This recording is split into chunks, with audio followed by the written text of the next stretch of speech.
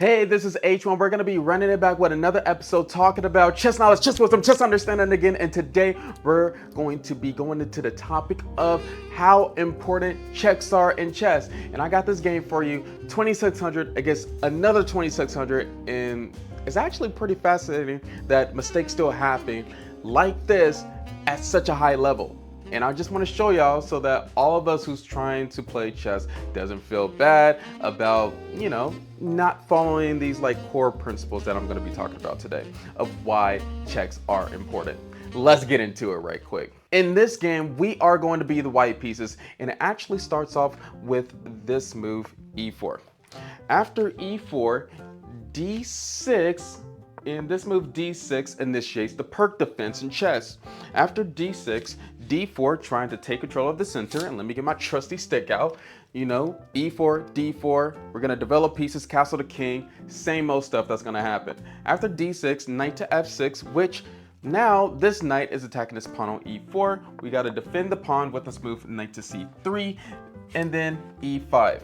Now, our opponent is striking the center. They didn't start off with this move e5, but they added like that extra umph with e5 with d6, and we're gonna have to do something with this tension right here. We can either take, push up, or ignore it altogether, do a move like knight to f3, and let our opponent figure out what they want to do with the tension.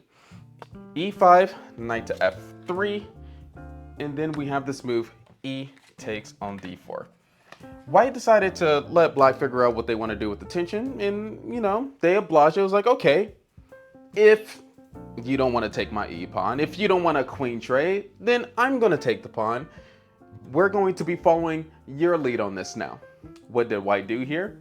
Well, white did knight takes on d4, not queen takes on d4. Even though queen takes on d4, they can play that, which leads to like knight c6 attacking the queen, bishop b5, a whole nother variation that I will not be discussing in this video, but we're gonna get to the point here. After knight takes on d4, g6, fianchettoing this bishop, going to g7. In this fianchetto structure, the whole goal of fianchettoing a bishop is taking control of the longest diagonal of the chessboard. g6, bishop to g5, pinning this knight on f6 to the queen on d8. And so now the opponent's gonna have to do something about that pin. Bishop g7, not really caring and trying to develop pieces as soon as possible. Queen d2, and after you see your opponent do a move like queen d2, what's the first thing that comes to mind? The first thing that should come to mind is the king is going to be castling queenside instead of kingside. And the opponent is going to be, it seems like they're trying to castle kingside. White is trying to have a war with the black pieces. And black realized this, and that's why they did this move h6 here. First, h6, testing out the waters. What's going on with this bishop? What's going on with this bishop? Because it might be like simpler to attack a fianchetto side if white castles queen side, and it might be a little bit less simple if they get this attack on like pushing the h pawn, attacking g6, trying to break up the structure. They might have an easy time doing that. And if black just castles here, they have this move bishop h6, push up the h pawn, castle queenside, king b1, and attack is already there. h6, bishop moves back, and now this king definitely can't castle because of bishop takes on h6. Black has a little bit of thinking to do here. They can't just willy-nilly develop the pieces all normally. No, they actually got to consider each move in this position, because if they don't, they're going to be in trouble. And we don't want to be in trouble here. If they don't consider all the threats, they're going to be in trouble. Like I said. Anyway, bishop f4, and let me just scroll this down here. g5 is the first little mistake, g5. Because what they were supposed to do was knight to c6, develop pieces, and if your opponent's trying to attack you on the flank, you try to take control in the center.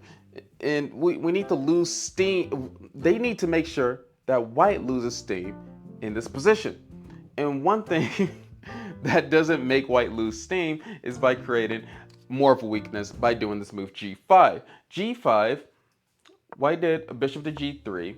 the computer wants them to do a move like bishop to e3, but I digress.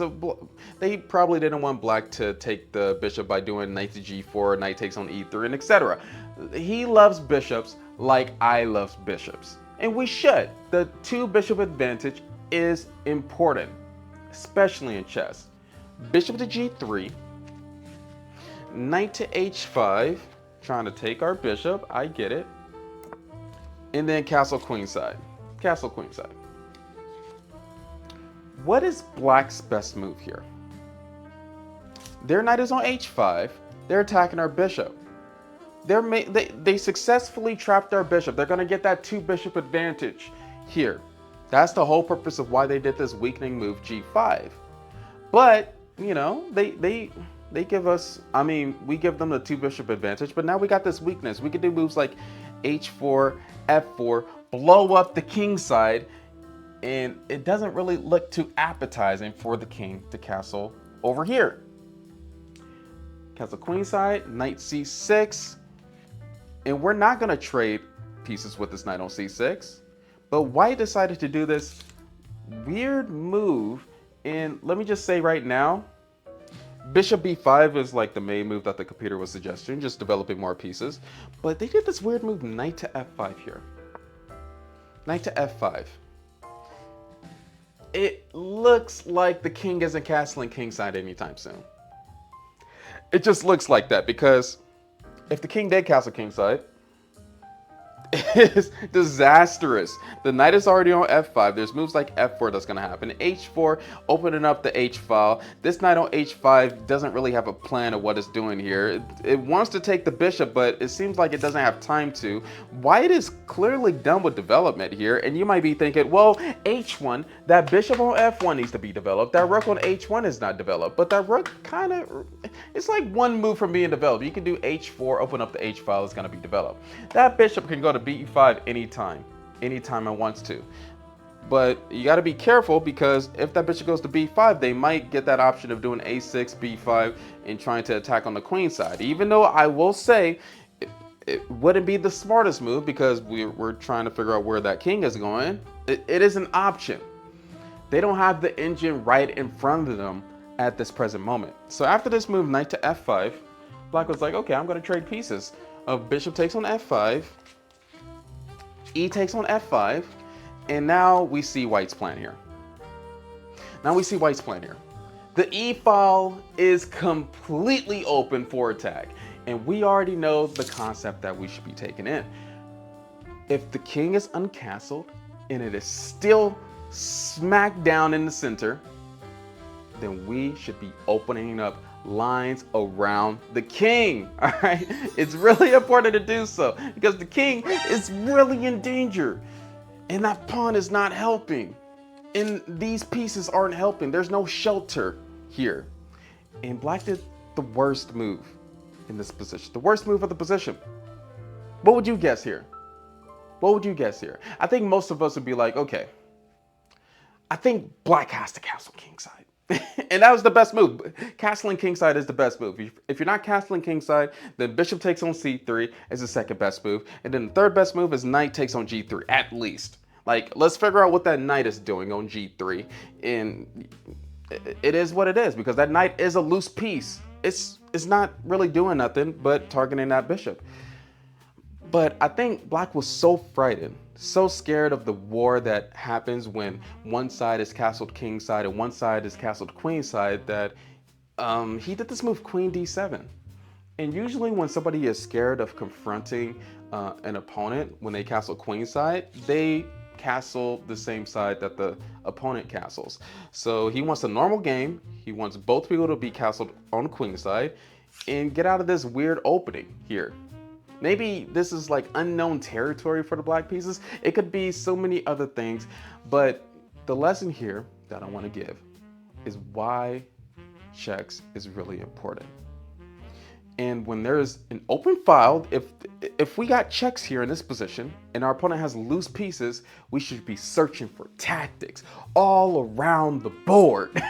Because if we're not, we're gonna lose out on those opportunities. Even if our opponent is a 2600, we gotta think logically here.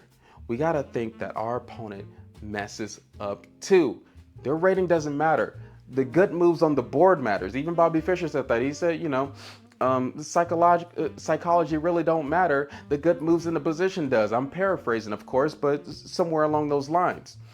If we're looking at this position, if we was analyzing this as a puzzle, our opponent there's a purpose with Queen D7. They're attacking this pawn on F5. The bishop is attacking the C3 knight. This knight is keeping eyes on this bishop on G3. And yeah, they want to castle queenside. That's the thing. So if we gave our opponent a few extra moves, if we did this move like A3 or King B1, they're going to castle queenside and have a pretty good game. They could do knight takes on G3, H takes on G3, and castle queenside. But what is our good plans? And we need to be searching for our forcing moves. And most of you probably already found it. Definitely these checks are important to acknowledge. Like Queen E3, Queen E2, Queen E1, Rook E1. Those checks are really good to acknowledge. And if you found the move, good job. But Queen E2, such a simple check, very deadly. And if you're doing a move like Queen D7, you had to acknowledge that this move was still here. But he didn't for some reason. So two things that we need to be thinking about is tactics when there are checks available for us. And I feel like we get into this mode, especially in this era nowadays, where chess becomes a little bit faster, like blitz matches and bullet matches, that we forget to think logically and to actually consider all of our checks in a critical position like this. Because we could have easily, if this was a bullet match, I haven't developed all my pieces yet. Bishop B5, and then they castle queenside, and we miss out on the tactic here. What's the tactic? This queen is attacking this king, and this queen is attacking this loose piece on H5 here. That knight, that pony, is a goner. And so after Queen E2, knight defends, queen takes on H5, and game is partially over. And even after queen takes on H5, the engine wants black to do queen takes on F5 at least. But even, they captured this knight on C3, B takes on C3, and then they did a worse move, queen side castle. They were still supposed to just capture the pawn on F5. And this game actually ends in the next 3 moves with queen takes on F7,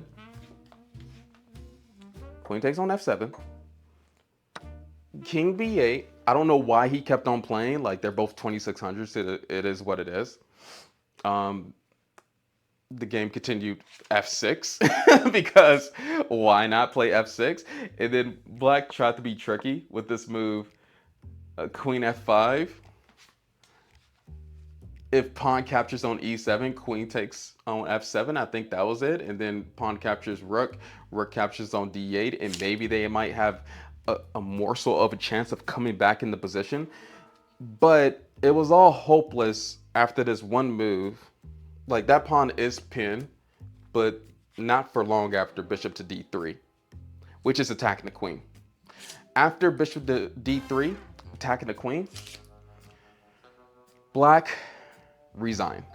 Black resigned. White was happy. He was celebrating. He liked the video. Subscribe, like all of you should be doing right now at this present moment. Thank you for being here. We learned why checks are really important. And checks is really important because, dude, 2600 missing that little fork right there. I don't know if he was like sick that day. He might have had a headache. I don't know. But when we're playing chess, every single time, if we're playing in tournaments too, playing classical games, we need to acknowledge all of our opponent's threats. Because if we don't, one check can end a game. And you might be thinking, oh, it's just that check in that game. Come on, H1. It can't be like, that doesn't happen to everybody. It does. A check is a really good starter in a combination of tactics that can happen in a chess game. And all it takes is one time. Like, dude, if we're trying to not lose, one good way not to lose is keeping one thing in mind, is those checks around our king that our opponent can do to us. Because all it takes is one check to ruin the game. This is a good demonstration. I can put more games on the channel if you want me to. Comment down below if you want to see more games ended by a check. Anyway, thank you for being here. I appreciate every single one of you. Keep on fighting to the end, staying focused in chess and in real life too. And what's up to all you winners out there? I just wanted to give you a mantra to sit by. So yeah, there you go. I look like that was such a dad pose. Peace. Get out of here, you fools.